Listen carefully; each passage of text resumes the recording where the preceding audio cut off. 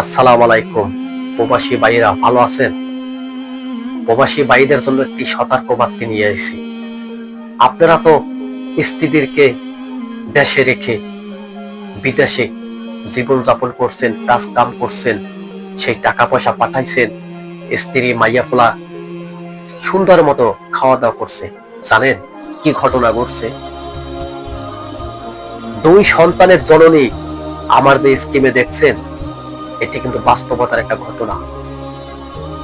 এই মহিলাটি স্বামী প্রবাসে থাকে, বিদেশে থাকে। প্রবাসে কিসের জন্য যায়? যাতে পুরো ফ্যামিলিটাকে সুখে শান্তিতে রাখা যায়, যাতে অনাহারে তারা না থাকে। এর জন্যই তো এত কষ্ট করে পুরুষ। আজকে কি করলো? আজকে মাস্টার রাখলো তার সন্তানদেরকে পড়াশোনা করানোর জন্য, প্রাইভেট পড়ানোর জন্য। কি করলো? দুইটা তিনটা সন্তান রেখে পরকীয়ায় লিপ্ত হয়ে গেল। শুধু পরকীয়া না, তারা শারীরিক সম্পর্ক করে ফেলছে। তাদেরকে ধরছে জনগণ, তাদেরকে ধরে ফেলছে।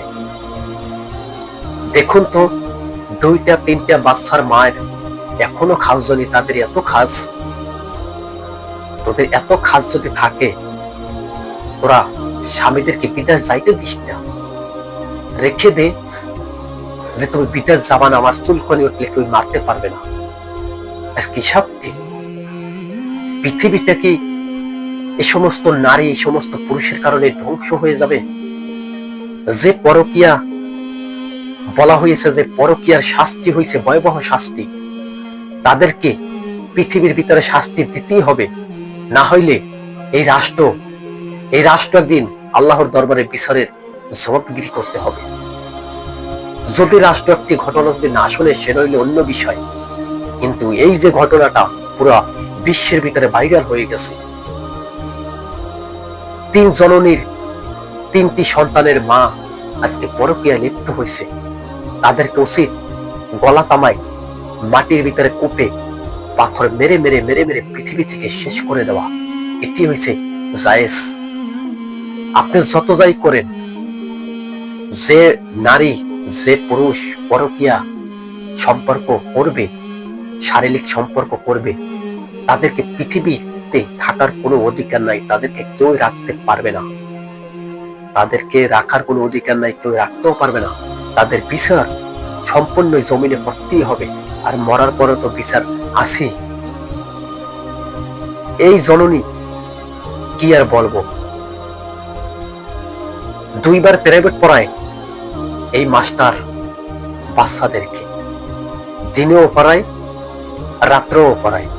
আচ্ছা ভাবুন তো, একটা মাস্টারে দিনে নাইলে প্রাইভেট পড়ায়, মেনে নেওয়া যায় যে দিনে প্রাইভেট পড়ায়, কিন্তু রাত্রে কি সে প্রাইভেট পড়ায়?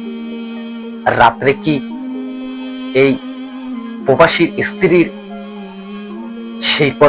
সেই প্রাইভেট পড়াইতেছে? আমার ভাবতেও ঘিন্নে লাগতেছে, আমার বলতেও কষ্ট হইতেছে। আজকে বলবো, মরতে কিন্তু একদিন হবে। পৃথিবীতে কেউ চিরস্থায়ী থাকতে পারবে না। এই পরকীয়া শয়তানের দোহাই করে করুক আর নিজের আবেগে করুক, কিন্তু তাদেরকে পাথর মেরে হত্যা করতেই হবে। তাদেরকে শাস্তি দিতে হবে। পাথর এমন ভাবে মারতে হবে, পাথর মারতে মারতে মারতে মারতে যতক্ষণ সে মৃত্যুবরণ না করবে, ততক্ষণ মারতেই হবে। তাই রাষ্ট্রকে আমি বলবো, অনুরোধ করে বলবো, এই সমস্ত নারীদেরকে বিচার করুন। আজকে যদি নারী যদি বলে আমার কোনো দোষ নাই, আমাকে জোর করে এটা করেছে কেন? দেশের ভিতরে তো আইন আছে, শাসন আছে। প্রত্যেকটা নারী আইনের প্রশাসনের মোবাইল নাম্বার রেখে দেন, নাম্বার তো আছে, সাইডটা 9 দিয়ে কল দেন, তই তো হয়ে যায়, বাস ধরিয়ে দেন। আপনার যদি চুলকনি না থাকে, আপনি তো এরকমের কাজ করতে পারবেন না।